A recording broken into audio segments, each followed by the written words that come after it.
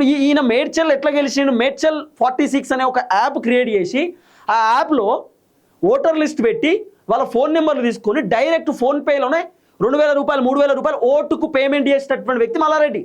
మల్లారెడ్డి కాలేజ్లో పనిచేస్తున్నటువంటి లెక్చరర్లతోటి, మల్లారెడ్డి కాలేజ్లో పనిచేస్తున్నటువంటి స్టాఫ్ టీచర్లతోటి డబ్బులు పంచిచ్చినటువంటి వ్యక్తి ఈ మల్లారెడ్డి.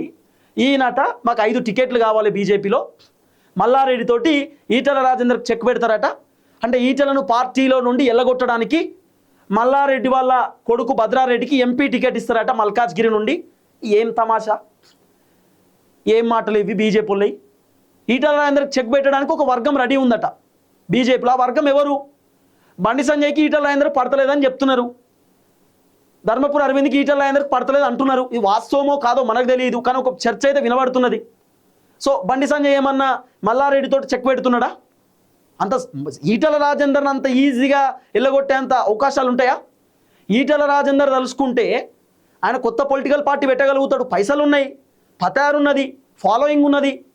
తెలంగాణ ఉద్యమకారుడు, కేసీఆర్తో కలిసి పనిచేసిండు, టీఆర్ఎస్లో క్రియాశీలక పాత్ర పోషించిన ఈటల రాజేందర్ ఆ వ్యక్తిని చెక్ పెడతారట మల్లారెడ్డితో.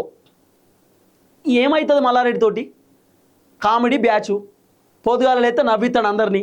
మల్లారెడ్డి ఎంత ఘోరమైనటువంటి కథ ఉంటుందంటే, మల్లారెడ్డి చేసేటటువంటి కార్యక్రమం నేను చెప్తా.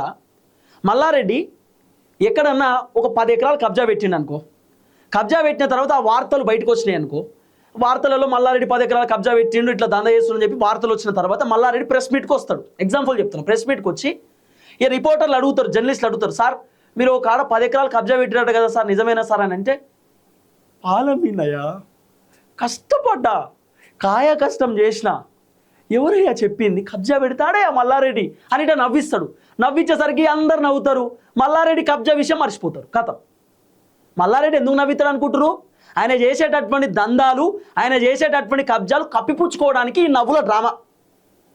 ఇక జర్నలిస్టులు కూడా నవ్వుతారు, రిపోర్టర్లు కూడా నవ్వి ఆయన కబ్జా విషయం మర్చిపోతారు. ఇక కథం, నెక్స్ట్ క్వశ్చన్ అడుగుతారు. ఈయన చేసేటటువంటి దందాలను కప్పిపుచ్చుకోవడానికి పాలమ్మిన పూలమ్మిన నవ్విపిచ్చుడు, జోకులు చేసుడు, కామెడీ చేసుడు ఈయన. ఇక మొన్న అసెంబ్లీలో ఉసిలకన్నీలు గారుస్తున్నాడు. ఏమని? జవహర్ నగర్ డంపింగ్ యార్డ్ దగ్గర చాలా మంది అవస్థ పడుతున్నారు, ఇబ్బంది పడుతున్నారు. అంటే నీ గవర్నమెంటే ఉన్నది కదా, బీఆర్ఎస్ గవర్నమెంట్, నువ్వే మంత్రి కదా, కార్మిక శాఖ మంత్రి, ఏం కట్టలుగా ఇచ్చినావు? అప్పుడు జవహర్ నగర్ డంపింగ్ యార్డ్ తీసేసి మూలకైపోయినావు.